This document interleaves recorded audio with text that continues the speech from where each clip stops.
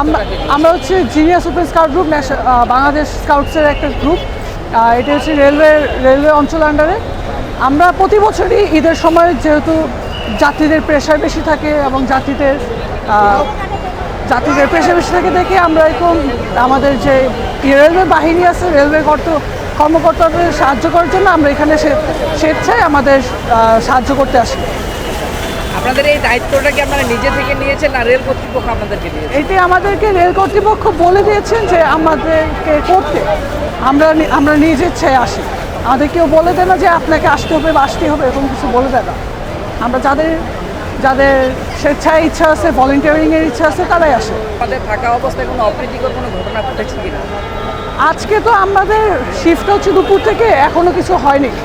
তবে আমাদের বিগত বছরে একবার হয়েছিল, একবার ব্ল্যাকারদেরকে ধরা পড়েছিল, তারপর বিভিন্ন অনেক সমস্যা হয়েছিল। আজকে তেমন কিছু হয়নি, আজকে প্রেশার কম। আচ্ছা, এই যে টিটি ছাড়া আপনারা যেভাবে টিকিট দেখতেছেন, এতে কি জনসাধারণ কি আপনাদেরকে কোনো ক্ষোভ প্রকাশ করে? কিছু মানুষ যারা একটু এডুকেটেড না, যারা সঠিকভাবে এডুকেটেড না, যারা বুঝে না, ভাবে এই বাচ্চারা কেন টিকিট চেক করবে আমাদের, কিন্তু তারা তো বুঝতেছে না আমরা তো এখানে আসছি কাজের জন্য। এটা তো আমাদেরকে রেল কর্তৃপক্ষ আমাদেরই বলেছেন যে টিকিট চেক করতে, তাই একটু চেক করছি। আমাদের তো শুধু জনগণকে মানে বিরক্ত করা তো আমাদের কোনো কাজ না।